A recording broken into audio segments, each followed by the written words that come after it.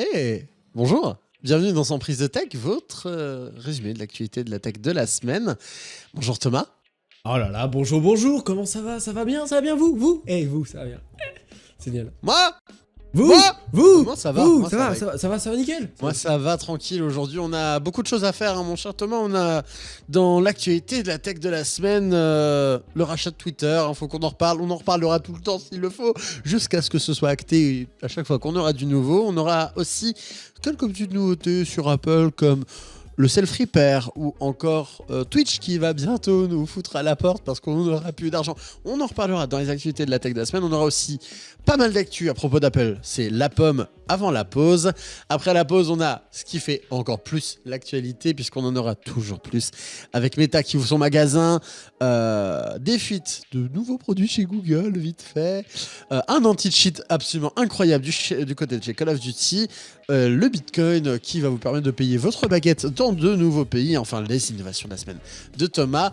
Nous sommes le 2 mai 2022, il est 19h01, bienvenue dans Sans prise de tech, générique.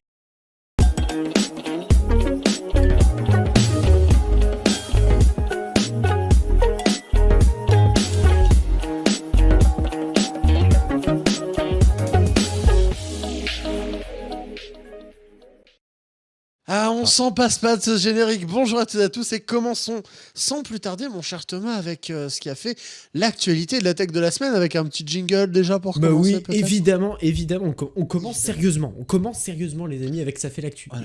Évidemment. Et, et mon cher Thomas, je te lance direct dans le sujet. Vas-y. Ça y est, il a enfin craqué. Oui, il a enfin craqué. C'est l'événement du mois, hein, je pense. Je pense que vous ne l'avez pas du tout loupé. C'est tout le monde en a parlé, tout le monde. C'est évidemment ce que Elon Musk a fait, évidemment. Et là, tout le monde va dire, bah oui, évidemment, il a racheté Twitter pour combien, Louis? Dis-moi. Combien? Vas-y. Combien? Incroyable, quelle mise en scène. Pour 44 milliards, c'est ça? Mais oui, c'est ça, 44 milliards. Et donc à ce moment précis, on se dit, bon, ok, donc 44 milliards, ça dit quoi? Ça dit quand même, je pèse un petit peu dans le game sur, en tout cas dans la société.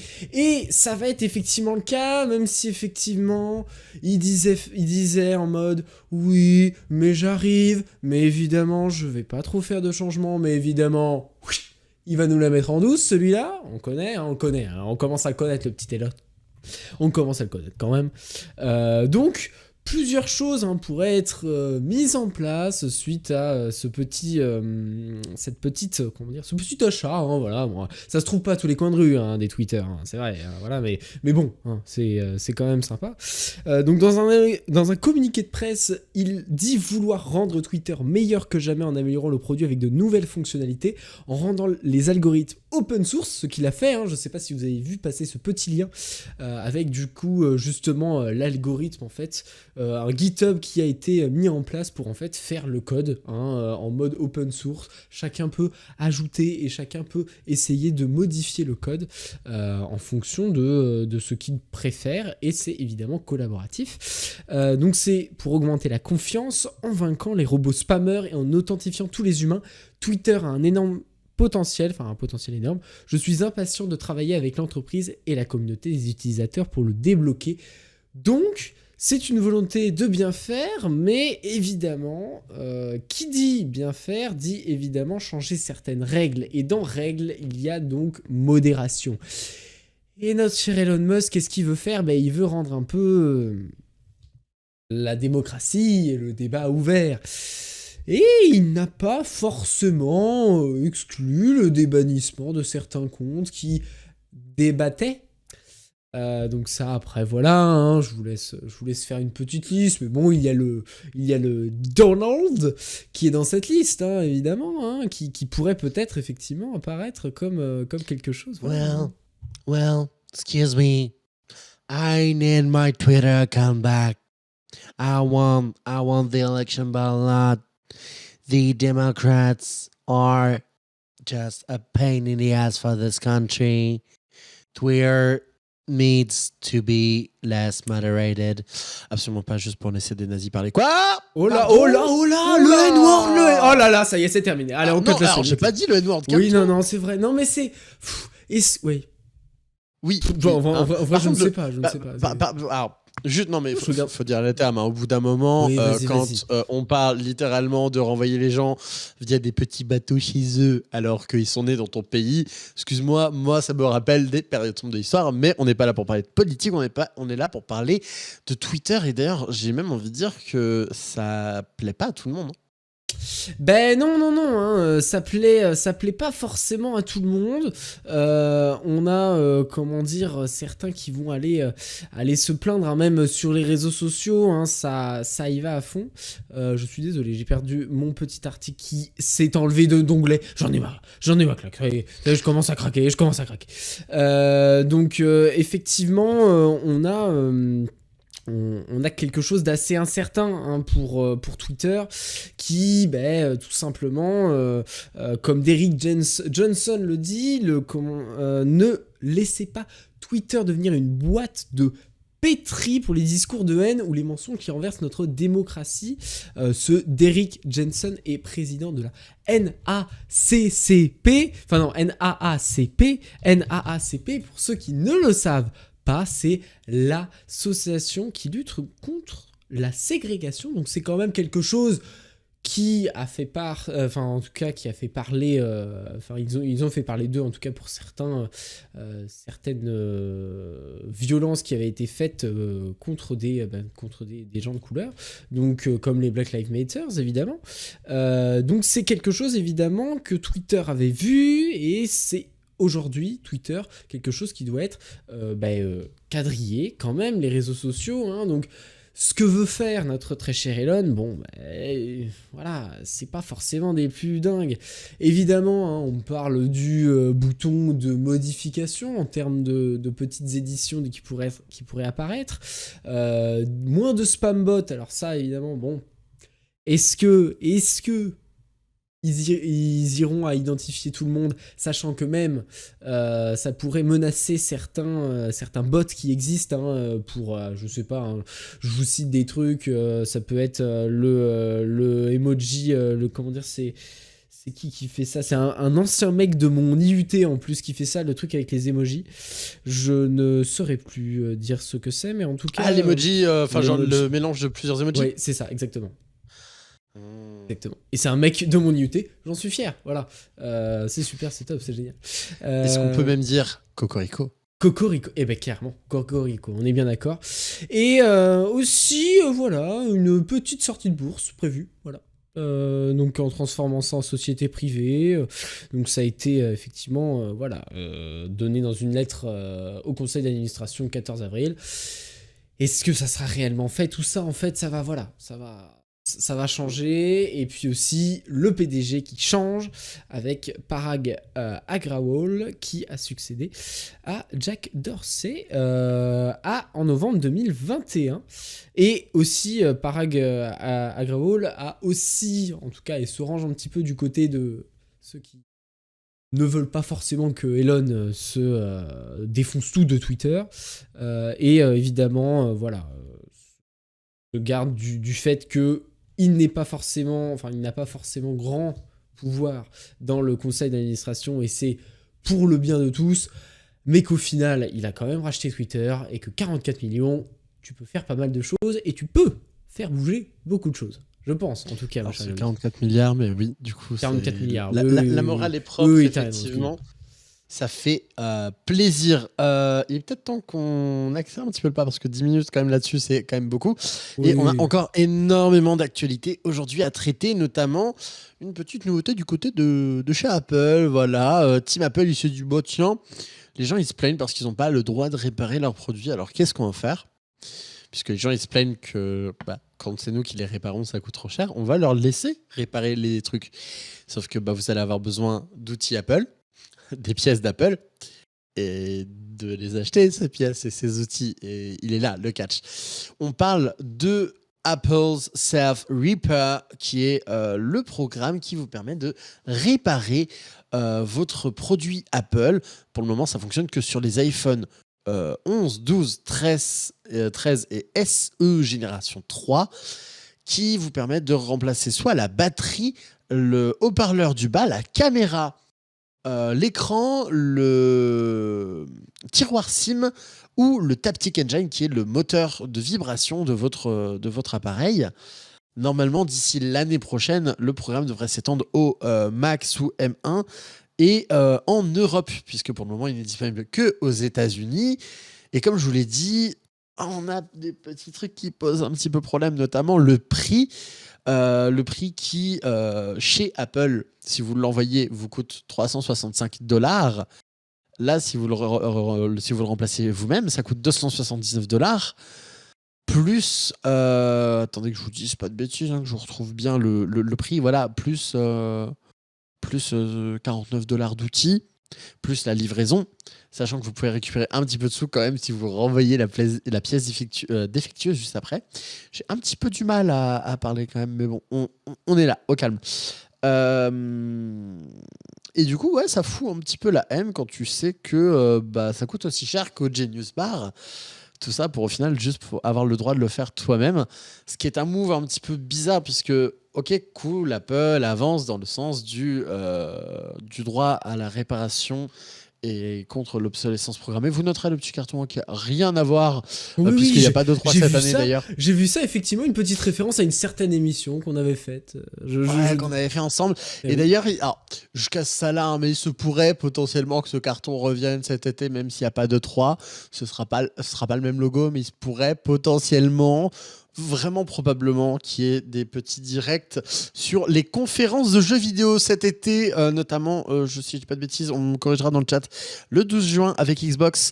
Mais on en reparlera peut-être plus tard, c'est pas encore officialisé. On se détend, mais oui, effectivement, je vous vois, c'est pas très cher à iFixit au final.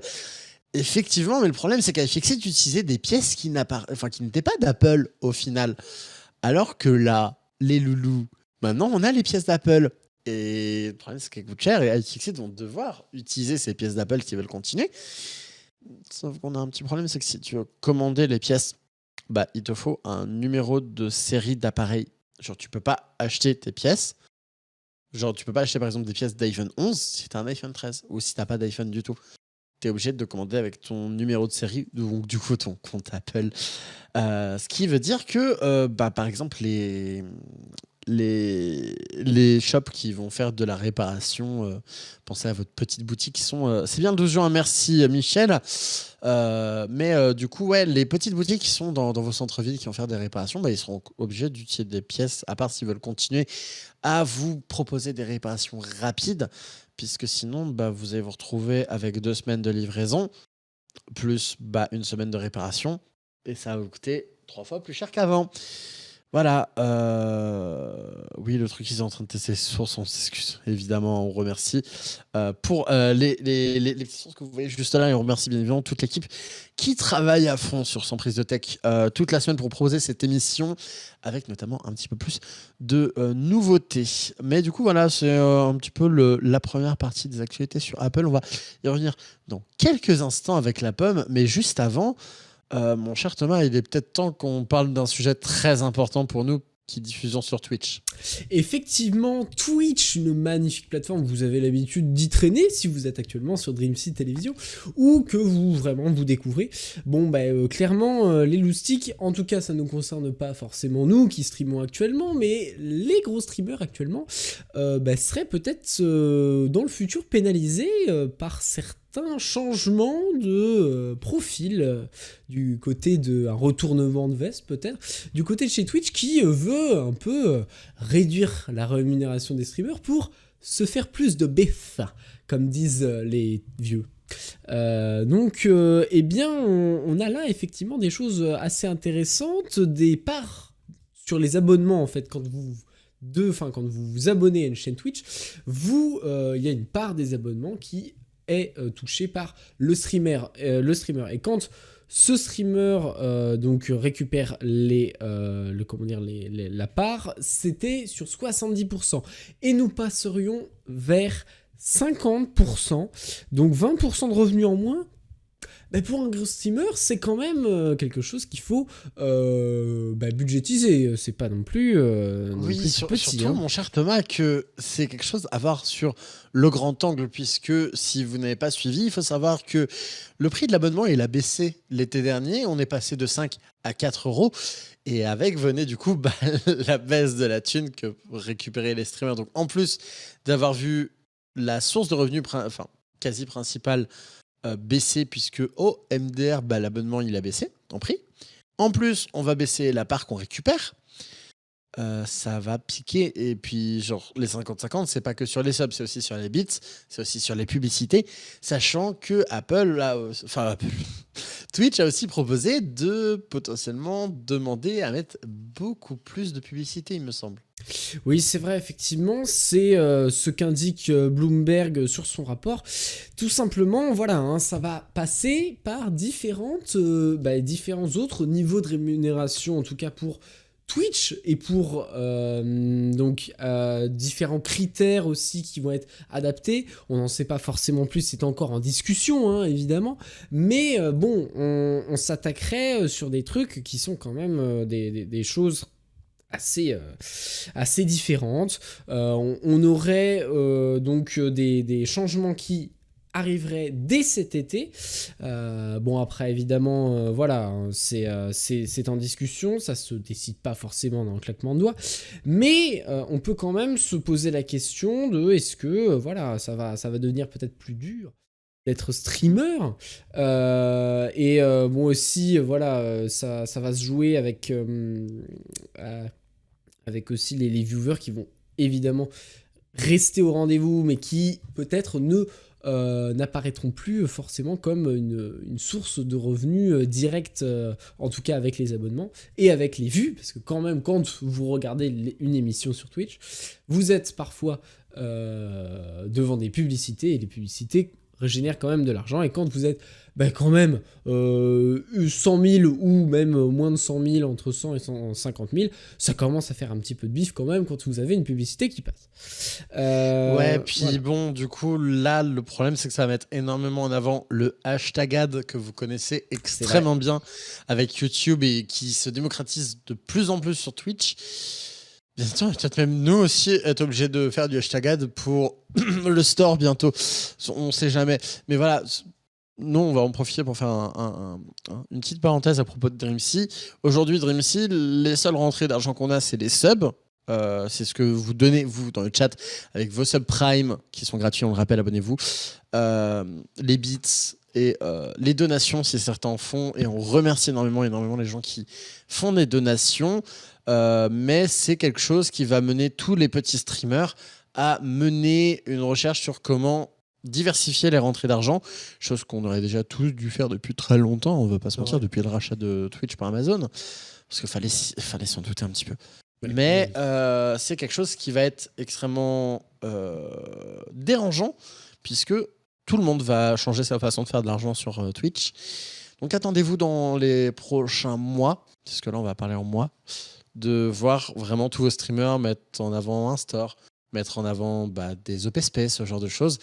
Et ne leur en voulez pas, c'est pas de leur faute. Ils essaient juste de continuer à vivre. Exact. Et puis pour terminer, évidemment, qui dit essayer de trouver un peu de la thune ou un peu partout, la règle, en tout cas la restriction d'exclusivité forcément avec Twitch, hein, certains streamers sont vraiment indiqués quand on est partenaire sur Twitch. On est souvent mis comme sur Twitch et sur aucune autre plateforme. Là, déjà, même en tant qu'affiliate. Hein. Ah bon ?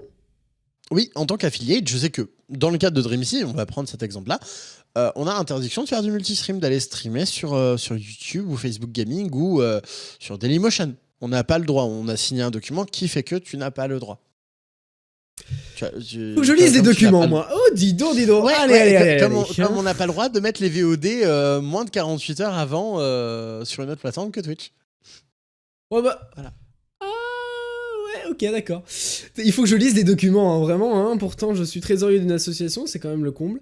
Bref, en tout cas, cette restriction d'exclusivité est assouplie et va permettre évidemment de récupérer de l'argent autre part. Et donc, quelque chose de peut-être plus lucratif pour Twitch et même peut-être pour les streamers.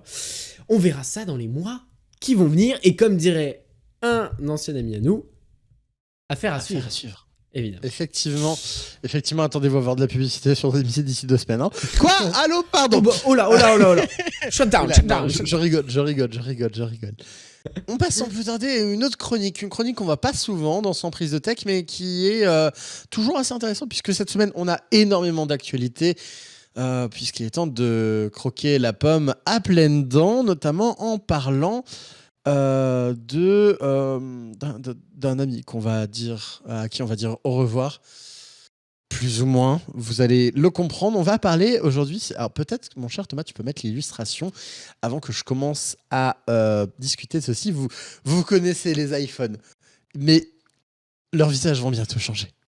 Voilà, vous le voyez, la notch va partir. C'est un... Salut mon pote. Je sais que nous te reverrons toujours sur le modèle principal, bien évidemment. Et oui, je sais, ça choque. Après, ça fait quoi? Ça fait 6 ans déjà que l'iPhone X est sorti avec ce fameux notch qui était à l'époque déjà, faut le dire, quand même vachement cool, puisqu'à l'époque, on n'avait pas d'écran borderless sur notre téléphone. On avait des grosses bordures de merde comme j'ai actuellement sur mon iPhone 8. On avait ces bordures-là. Aujourd'hui, évidemment, Android a quand même bien rattrapé le boulot et aujourd'hui, on a même des caméras sous l'écran. Là, il faut savoir qu'on aura des nouveaux notches, mais disponibles que sur le modèle Pro. Et d'ailleurs, vous noterez, pas de mini cette année. Normalement, hein, si les sources sont véridiques, pas de mini. On aurait l'iPhone 14, l'iPhone 14 Max, qui est du coup la taille grande, comme à l'époque était le 8 et le 8 Plus. On aura ensuite l'iPhone 14 Pro qui sera légèrement plus grand que le 14 mais plus petit que le 13, enfin que le Max, et le 14 Pro Max. Je trouve très dommage qu'il n'ait pas gardé le même naming scheme que le M1, d'avoir le M1 Pro, M1 Max et M1 Ultra. Ça aurait été très marrant d'avoir l'iPhone 14, 14 Pro, 14 Max, 14 Ultra. Ça aurait été très gaulerie, mais bon, on ne peut pas tout avoir dans la vie. Il faut savoir d'ailleurs que ces appareils, pour les modèles principaux, en temps normal, tous les ans, Apple change l'intégralité de sa gamme avec de nouveaux processeurs et de nouvelles fonctionnalités. Vous avez entendu parler d'un petit truc vraiment genre une pénurie de composants d'électronique? Apparemment, non. Enfin, j'ai ouï dire aussi que à cause de ça, potentiellement, on se retrouverait sur les modèles de base, donc le 14 et le 14 Max, avec un Apple A15, c'est-à-dire le processeur de de cette année-là, genre de l'année dernière, genre de l'iPhone 13. Ah, c'est sympa. Oui, c'est-à-dire que ton téléphone va ressembler exactement à la même chose dehors que dedans.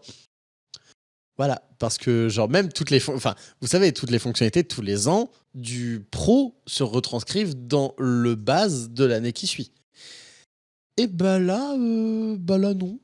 Non, en fait, on se dit, bah tiens, ouais, on va rajouter quelques features software, mais c'est tout. C'est tout, puisque l'amélioration du capteur photo sera sur le modèle Pro. Le nouveau processeur, le A16, ce sera que sur le Pro et Pro Max. Le nouvel écran sans le notch, que sur le Pro et le Pro Max. Vous commencez à comprendre la chanson. Donc voilà, on aura c'est compliqué pour Apple de mettre sur le même marché le 13 et le 14, sachant que le 14, c'est juste le 13,5 du coup. C'est vraiment la même chose. C'est même pas un S. Genre même un S a plus de nouveautés. Donc c'est compliqué pour Apple. On va bien voir ça durant la conférence entre septembre et novembre. Hein. Ça dépend un petit peu. Il y a 2 ans, c'était en novembre. L'année dernière, c'était en octobre. En temps normal, c'est plus aux alentours de septembre. À voir quand ce sera. Mais en fin d'année, du moins à la rentrée scolaire, on aura peut-être du nouveau. Peut-être comme sur Dreamsea Télévision. Mais ça, on en reparlera peut-être plus tard. Quand notre cher président décidera de faire le point. Actualité suivante, sans transition, Apple fait encore plus de bénéfices qu'auparavant, puisqu'on est sur des chiffres colossaux. On parle là quand même de ventes records, 825 millions de dollars engendrés juste sur les abonnements. Donc on parle là de Apple Care, Apple One, etc. C'est un revenu en croissance de 17% sur la globalité des revenus d'Apple, 19,8 milliards de dollars engendrés, c'est 17% de plus que l'année dernière à la même période sur le deuxième quart de l'année. Ils ont gagné 165 millions de plus en 12 mois. Du moins, c'est ce qu'Apple a pu transposer dans son bilan fiscal. Un bilan fiscal qui peut être quand même énormément basé sur quelque chose d'incroyable qu'on appelle la vente de nouveaux produits. Puisque déjà, Apple TV+ a vu son répertoire énormément être enrichi. Notre cher ami Thomas, vice-président de Dream City Television, vous en parlera peut-être très prochainement dans de nouveaux contenus. On fait d'ailleurs un petit coucou à Thomas aussi. Les Thomas se font des coucou. On fait un coucou. Voilà, Thomas fait coucou à Thomas. Mais voilà, des résultats qui sont records pour Apple en deuxième quart. Merci les abonnements et les services en ligne, mais aussi les Mac M1, puisque cette année, on a vu des nouveaux Mac, des Macs qui ont vraiment transpercé le plafond de verre dans lesquels les Macs étaient à cause des processeurs Intel. Aujourd'hui, on a des Macs qui sont plus performants que jamais avec des nouveaux produits. Enfin, un MacBook Pro avec des ports et un slot carte SD. Ça fait quand même genre depuis 2012 qu'on attendait qu'ils remettent ça, mais bon, c'est pas grave. Donc oui, effectivement, peut-être que les pros ont été enfin contents qu'on les écoute et qu'on leur donne ce qu'ils voulaient, ce qui se répercute du coup sur les ventes et le chiffre d'affaires. Chose qui se répercute pas du tout dans les décisions d'Apple sur le store notamment, puisque vous allez bientôt devoir dire au revoir à vos applications vintage, puisque Apple a décidé, genre vraiment juste comme ça, sur un coup de tête, quoi, ton application n'a pas été mise à jour depuis 1 an et demi, dégage du store. Sauf que le problème, c'est que quand vous avez des applications, on va prendre un exemple tout con. Tu te souviens de Doodle Jump ? Oh non, oh non, non, non. Ah non, quand même. Doodle Jump, c'est pas une application qui nécessiterait forcément des mises à jour, tu vois. Ah oui. Genre, l'application, c'est la même depuis 10 ans. Non, je veux pas y croire. Pas besoin de mise à jour. Je veux pas y croire.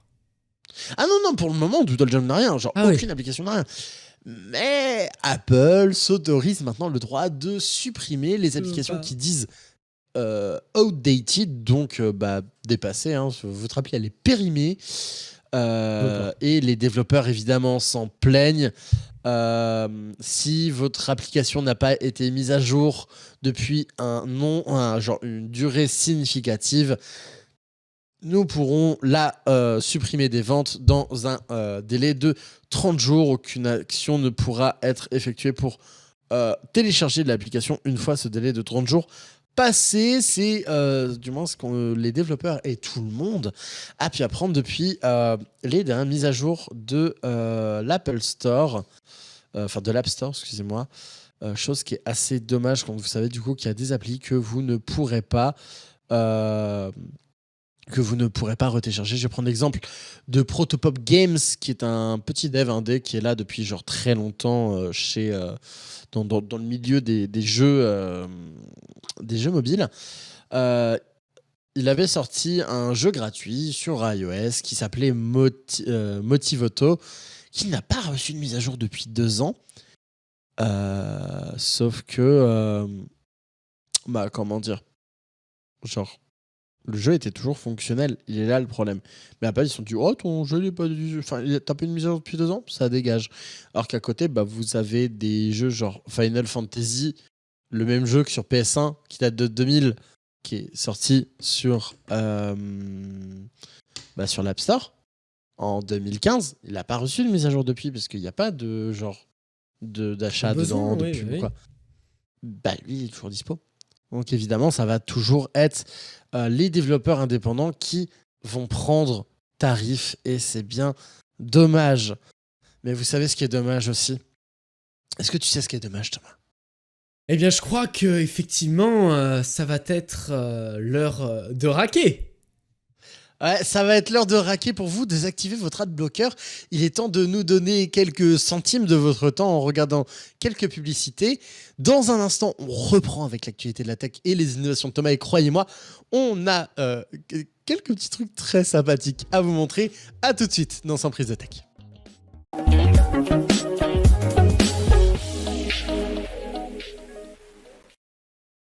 Et nous sommes de retour, évidemment. Et ouais, hein, j'étais brain. Tu croyais que c'était toi qui allais recommencer? Eh ben non.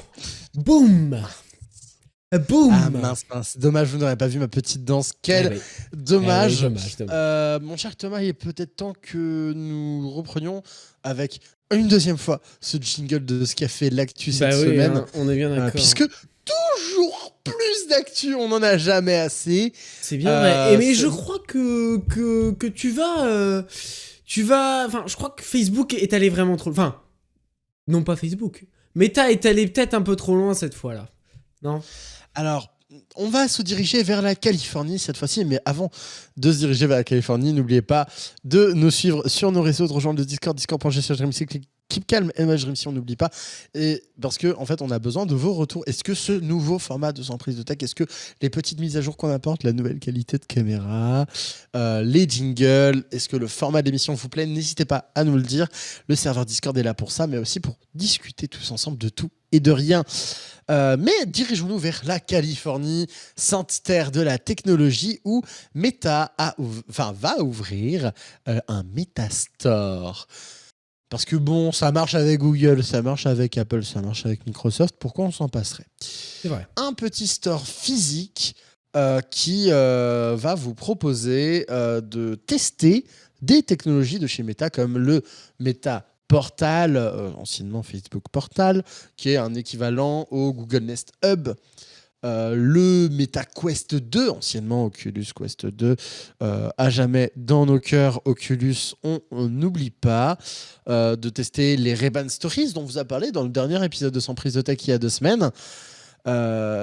C'est un endroit où vous pourrez tester ces technologies-là, les acheter, vivre des expériences et potentiellement, peut-être, pourquoi pas, démocratiser un petit peu ces nouvelles technologies qu'on ne pourrait pas forcément essayer ailleurs. Et c'est très bien dans un sens de pouvoir proposer de tester la VR. Moi, je sais que personnellement, c'est comme ça que j'ai découvert la VR.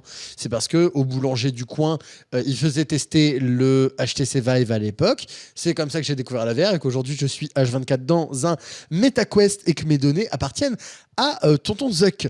Tu n'es pas encore devenu un robot au service de Meta pour le moment, ça va en tout cas. Ah non, malheureusement, mais je suis déjà bloqué dans ce métavers. Tu connais mon amour pour tout ça. Mais ta gueule, Hello. Mais voilà, donc on dirait que certains essaient un petit peu de se faire passer pour Apple, mais Meta sont pas les seuls à tenter de se faire passer pour Apple. D'ailleurs, on rappelle le Meta Store, ça ouvre à la mi-mai, donc d'ici 2 petites semaines. Mais c'est pas les seuls à se faire passer pour Apple, ou du moins s'inspirer de l'histoire d'Apple, puisque certains sont inspirés du jour où on a malencontreusement laissé un iPhone 4 dans un bar, je crois.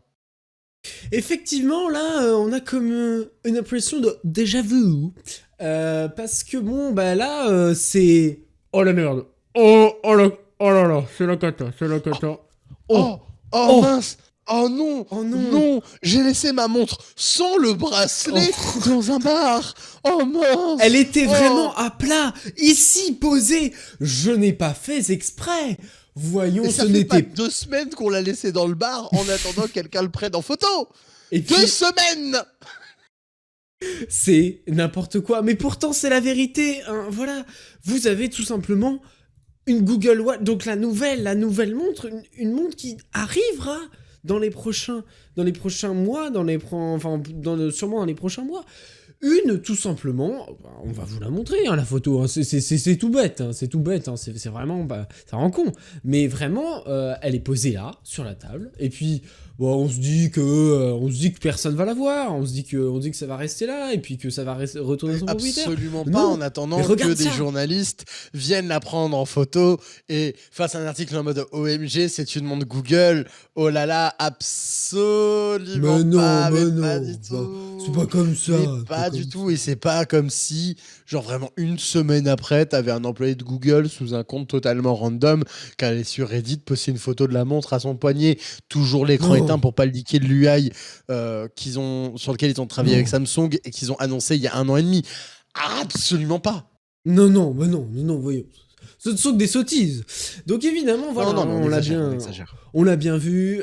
Effectivement, donc ça c'était il y a plusieurs semaines déjà, enfin non, plusieurs jours. Oui, si, ça fait une semaine. Qu'effectivement, bah voilà, cette première photo avait été publiée avec justement vraiment pas le bracelet, hein, vraiment que la montre, avec justement donc, son design effectivement rond, une petite molette sur le côté, même comment dire, le dessous, hein, qu'on peut vous montrer tout de suite. Ça fait, voilà, hein, il est là, voilà, c'est juste ici. Et puis, donc, enfin, on le voit hein, très clairement. Et puis comme l'a dit Héloïse, c'est allé encore plus loin, c'est-à-dire que vraiment, bon bah autant y aller, hein, autant tout dévoiler et tout y aller, hein, voilà. C'est-à-dire que voilà, on est arrivé à ça, c'est-à-dire que boum, on met le bracelet, on met la Google Watch du coup sur le poignet et puis on fait nos délires, voilà. Oh c'est pas du tout ça que je voulais montrer, mais c'est pas grave. Mais en tout cas voilà, hein, c'est une montre qui devrait tout simplement très vite arriver, donc qui peut rappeler la Fitbit Charge 5 pour ceux qui sont un peu sportifs et qui ont ce genre de montre. Donc il n'y a pas forcément toutes les informations qui étaient précisées. L'épaisseur atteindrait 12,7 mm.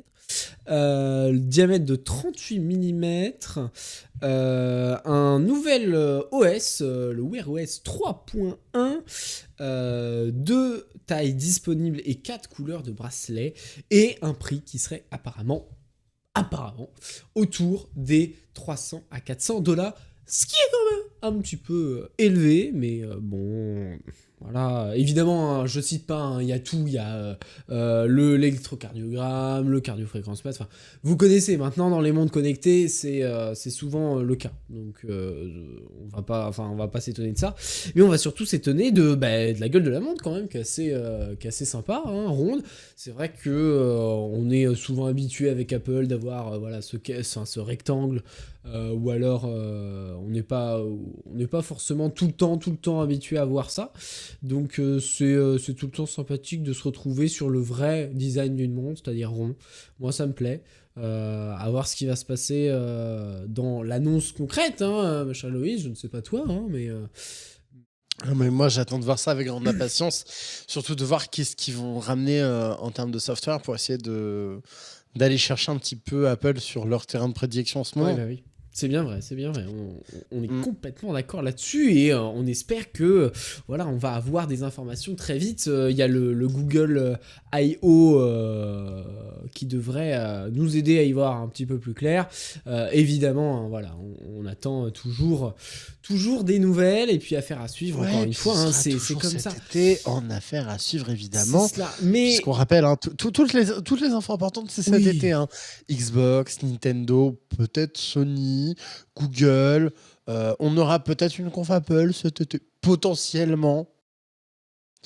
Mais Voilà. ce sera bien évidemment une affaire à suivre. Je crois bien. Et si les- Ma Oui. chère Héloïse, vas-y, tu voulais finir, excuse-moi, avant que je ne te fasse... Non, ce point. j'allais répondre du coup en disant si certains pensent que c'est vraiment un leak, non, c'est totalement orchestré. Hein, vous en faites pas. Apple, enfin Google, et vraiment j'ai du mal aujourd'hui, hein, mais Google sont vraiment très habitués à vous proposer des leaks ou genre même voir eux-mêmes faire de la genre en mode regardez, ça c'est notre prochain téléphone, mais on peut pas vous dire ce qu'il y a dedans. Rendez-vous tel jour. Voilà, c'est là comme de Google, hein, ils sont habitués pour ça. Mais Et du coup, voilà. oui, mon cher Thomas, je t'écoute. Mais oui, mais effectivement, je crois pas qu'on puisse forcément jouer sur une montre. Mais quand il s'agit de jouer, je crois que Call of Duty, ils font pas mal de choses. Et puis là, on a une actu chaude à propos de Call of Duty. Qu'est-ce que tu peux nous dire ? Ça chauffe, Ah ça ouais, chauffe, ouais, ça chauffe, ça chauffe. Ah ouais, mais on est j'ai envie de te dire qu'on a quelque chose peut-être où on voit presque aussi transparent qu'au travers d'une glace. Voilà. Je t'invite d'ailleurs à montrer peut-être le tweet que j'ai mis dans le conducteur. Vous avez peut-être entendu parler de ces anti-cheats que vous trouvez directement au niveau du kernel de votre ordinateur qui vous force à redémarrer, qui tourne en arrière-plan H24. Coucou Riot et ton anti-cheat de tes morts qui fait laguer le PC. Et ben Activision, ils ont fait pareil, ça s'appelle Ricochet. Et il y a une dernière update qui est vraiment incroyable. Ça transforme la vue du joueur, un peu comme si c'était spectateur, comme s'il y avait personne. Vous voyez genre la fumée, les balles et tout, mais vous voyez plus les joueurs si vous cheatez. Et ça, c'est quelque chose d'assez intéressant. Waouh, il y a le son, c'est incroyable. C'est incroyable, il y a tout. Incroyable, mais oui, du coup, effectivement, quand vous trichez et que le jeu le détecte et que vous commencez à tirer, oh bah mince, je vois plus les autres. Mais qu'est-ce qui se passe ?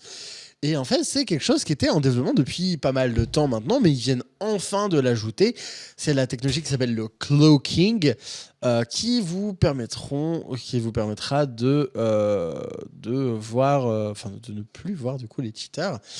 Et une fois qu'ils sont bas, ils sont même enlevés des leaderboards, puisque jusque-là, si vous aviez un cheater qui n'était pas banni, il était toujours présent dans le leaderboard global de genre son score et tout. Et bah là, ça le dégage enfin. C'est des petits trucs tout con, mais là, sur la dernière ban wave qu'ils ont fait, le compte Call of Duty sur Twitter annonce près de 90 000 comptes qui ont été bans avec cette dernière mise à jour. Et juste la team Ricochet, qui est en charge de cette partie-là de l'anti-cheat, annonce avoir banni 54 000 comptes supplémentaires. Ils n'annonceront pas tous les comptes qui seront bannis évidemment, mais ils feront de temps en temps des petites mises à jour. C'est très fort, c'est pas con, c'est gaulerie un petit peu, ça fait marrer et évidemment les cheaters sont en train de rager leur grand mort, ce qui est logique en soi, mais j'ai envie de dire voilà, ça c'était mon petit coup de gueule envers les cheaters, parce que j'en ai ras le cul de jouer à des jeux et de me faire démonter parce que les gens... C'est quand même le con, parce que vraiment c'est chiant, quoi. Enfin, c'est vraiment la cata, et c'est un fléau. C'est un fléau qui est difficile. Mais surtout sur ces jeux-là, ça a toujours été le cas. Les jeux en ligne, c'est un fléau, le cheat. On se souvient bien évidemment de la Wii, quand le code de la Wii a été craqué, qu'on pouvait jouer en ligne. Mario Kart Wii, t'avais que des gens en étoile et en fusée H24. Il y avait que de ça, on s'en souvient. Donc bon, c'est pas quelque chose de nouveau, mais on a maintenant des nouvelles possibilités de contourner, de niquer un petit peu le plaisir assez fifrelin. C'est bien vrai, Mon cher Thomas, il y a d'autres fifrelins qui seront contents, ceux qui possèdent du bitcoin vont bientôt pouvoir payer leur baguette quelque part. Eh ben oui, t'as raison. Est-ce que vous avez quand même envie de dépenser Vous êtes là, tranquillement, en train de vous frotter les mains avec vos dizaines de bitcoins. Bon, alors après dizaines de bitcoins, là, on attend des chiffres très hauts, mais vos 0, disons que là, vous êtes plus à Malte, quoi. Ouais, voilà, c'est ça. Vos 0,0008 Bitcoin, peut-être. Ça fait déjà, je ne sais pas combien ça fait. Est-ce que on peut me le dire, peut-être? Je ne sais pas ce que T'inquiète, ça je regarde. Mais vas-y, regarde, ça peut être intéressant. Mais en gros, la Centrafrique est devenue le premier pays africain à faire du Bitcoin une monnaie officielle. Vous vous rendez compte? C'est quand même le truc. Donc, le franc CFA, qui est la monnaie, en tout cas la monnaie du pays, rejoint le Bitcoin. Enfin, le Bitcoin rejoint le franc CFA. Cela a été voté à l'unanimité à l'Assemblée nationale et on présenté la loi régissant la crypto-monnaie en République centrafricaine. Et le président Faustin Archange Touadéra l'a promulgué, et c'est officiellement depuis le 7. Depuis... je vais y arriver, non, c'était absolument pas, c'est depuis notre... Ça fait mercredi, je suis fatigué, ça va, je suis fatigué. Le 28, tout simplement, ça fait le 27, oui. Le 27 avril, effectivement, voilà, c'est le cas. Donc, cependant, voilà, ça fait sourire certains, mais évidemment, il y a des inquiétudes qui apparaissent. Donc, le Premier ministre, donc député de l'opposition, nous indique que cette loi est une manière de sortir du franc CFA par un moyen qui vide de sa substance la monnaie commune. Ce n'est pas une priorité pour le pays, cette démarche interroge 2 points à qui profite le crime. Donc, ça inquiète quand même pas mal au niveau de l'économie locale. C'est vrai qu'effectivement, on part sur de la crypto-monnaie. La crypto-monnaie, ce n'est pas forcément tracé, ce n'est pas tracé du tout d'ailleurs.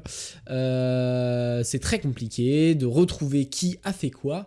Et donc, pour certains paiements, ça fait grincer des dents. Et on peut le comprendre. C'est vrai que, c'est la crypto-monnaie en général. On n'est pas forcément sur des choses qui doivent être utilisées, je pense, pour de l'utilisation de tous les jours. Ça marche très bien sur Internet et ça doit probablement le rester.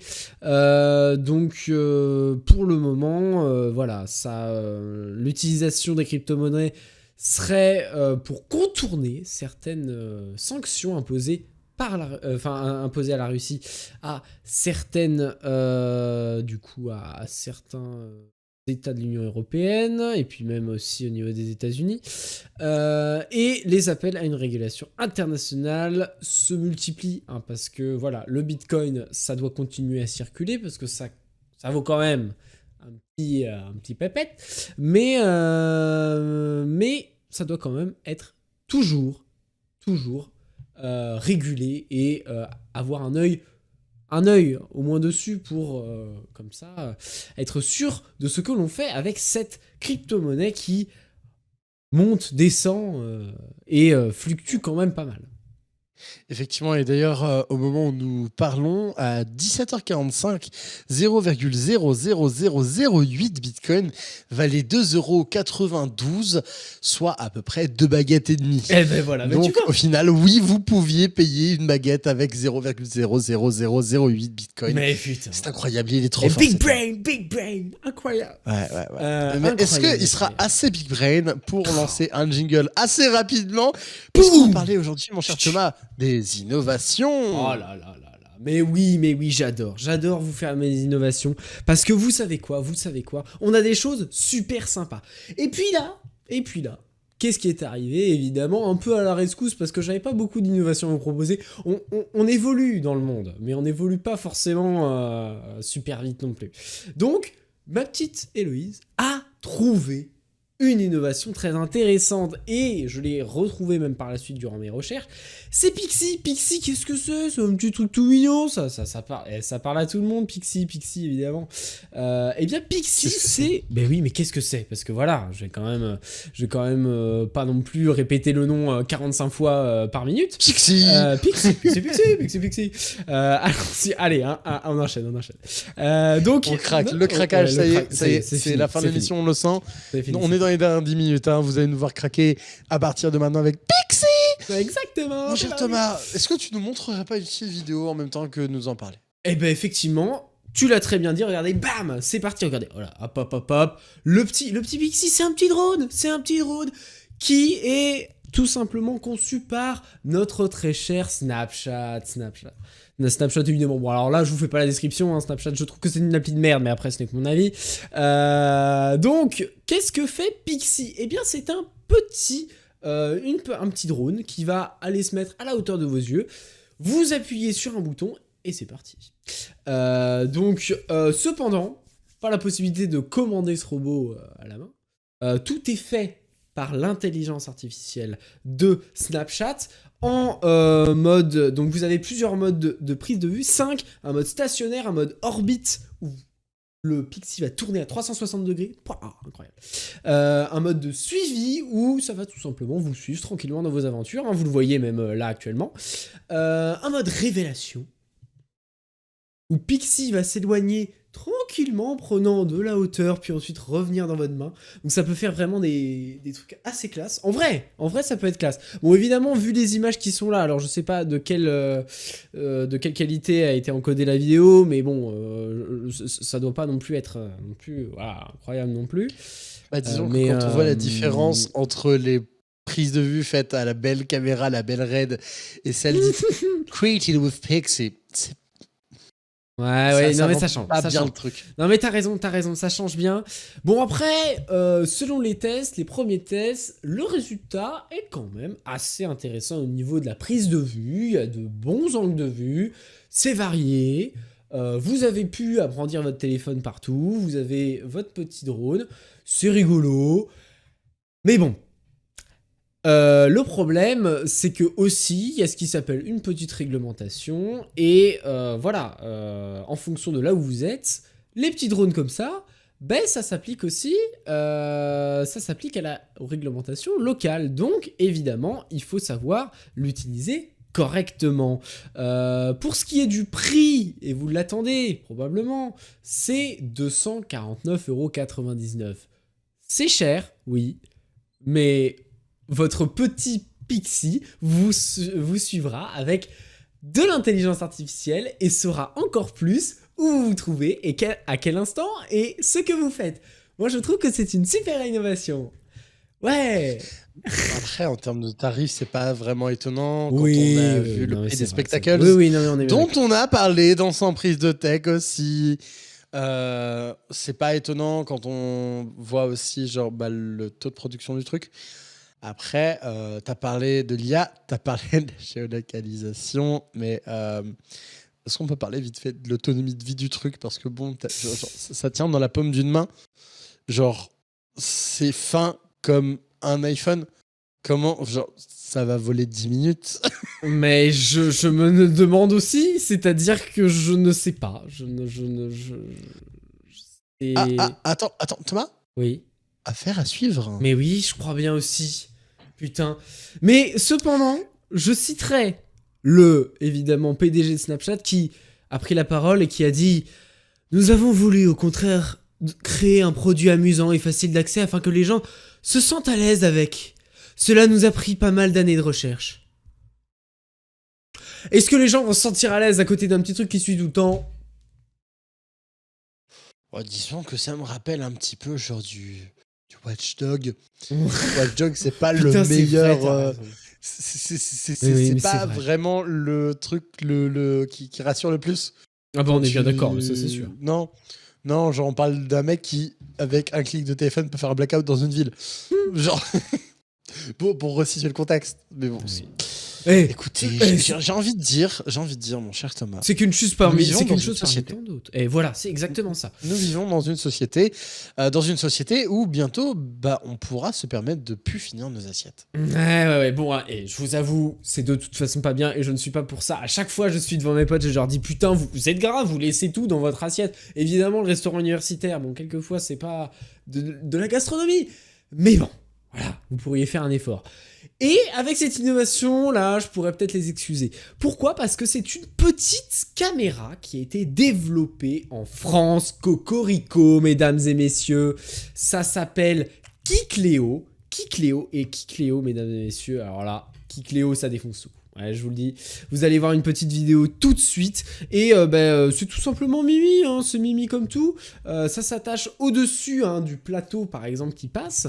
Vous avez donc effectivement les restes qui s'accumulent.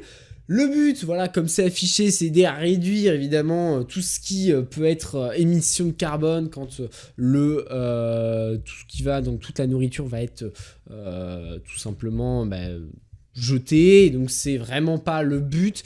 La caméra va détecter dans l'assiette directement ce que vous avez. Une balance aussi donc va permettre évidemment de peser tout ça. Les déchets vont partir à la poubelle. Et vous avez voilà, le petit graphique qui se construit. Un petit bilan pour voir effectivement. Alors, de toute façon, voilà, vous avez le petit listing de toutes les assiettes qui sont passées. Et le gaspillage pour faire quoi à la fin? Parce que là, vous avez effectivement ça va pas tout de suite vous enlever le gaspillage. Mais en fonction de ce qui reste dans les assiettes, ça va permettre de faire des économies. Donc pour, par exemple, les restaurants universitaires, les cantines, tout ça, de permettre de faire des économies sur la demande en nourriture, les demandes, de la restauration. Donc, ça va permettre d'ajuster les commandes en fonction de ce qu'il faut vraiment, en fait. Donc, c'est quand même une bonne chose parce que ça va permettre au fur et à mesure de gaspiller, de moins gaspiller et de permettre, en tout cas d'avoir clairement une meilleure utilisation et pas une meilleure utilisation, mais tout ça va être exploité de manière beaucoup plus durable et écologique, mesdames et messieurs. Donc vraiment, à partir de là, j'ai envie de vous dire, ce n'est que bénéfique. Et donc, comme vous avez pu le voir, notre très cher intervenant, notre très cher... voilà, j'ai déjà oublié son prénom. Vincent Garcia, notre cofondateur de Kikléo, eh bien, va nous permettre, voilà, donc, c'est déjà... sur plusieurs cantines et restaurants universitaires scolaires. Donc il y a pas mal de choses que vous pouvez retrouver sur le site kikleo.com et puis voilà, hein, ça fait quand même pas mal de choses. Et puis je vois que on va faire très vite. On va faire très vite en 2 phrases. En deux phrases. Bon, en 2 phrases, est-ce que tu nous parleras pas de Z-Jet? Z-Jet, bon, il y a un mec qui s'est dit « Ok, c'est super cool, je vais faire voler un bateau. » Et en fait, le bateau, il vole pas forcément, mais c'est rigolo parce que il est un peu, vous allez le voir, en fait, tout simplement, je vais vous diffuser tout de suite le site internet. Hop, le concept, c'est un bateau à hydrogène. Vous avez en fait... tout simplement le positionnement qui va en fait avec les vagues, ça se fait beaucoup en fait, ce genre de choses. En fait ça va tout simplement voler à 80 cm au-dessus de l'eau et tout simplement c'est Alain Thébault qui avait aussi développé plusieurs choses comme l'hydroptère à Paris, qui avait amené certaines personnalités sur l'eau. Là on peut voir Emmanuel Macron aussi qui avait pu voir un petit peu ce que ça donnait, et donc voilà, quand même on est sur ce genre de truc, c'est quand même fou. C'est quand même fou de se dire que voilà, on peut embarquer 5-6 personnes à bord. C'est quand même dingue. Et voilà, l'hydroptère, si vous vous souvenez, ça ressemblait effectivement à ça. En fait, ça volait presque sur l'eau. On se disait, mais comment c'est possible? Mais vous êtes des dingues ou quoi? C'est un truc de dingue. Et donc là, c'est en fait quelque chose de plus petit qui pourra vous emmener peut-être partout. Un Uber The Jet. Qui sait? Pourquoi pas? Ça serait fou. Pourquoi pas, mais toute bonne chose a une fin. Ouais, Revenez lundi prochain pour Sans prise de tech, puisque oui, promis, la semaine prochaine on sera là. Je vous le promets, genre parole d'élo.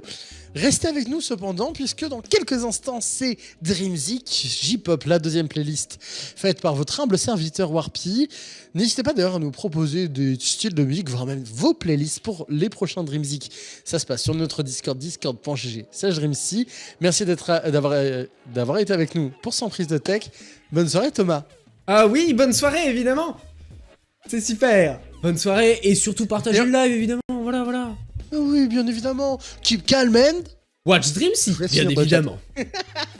Allez, à lundi prochain. À lundi prochain.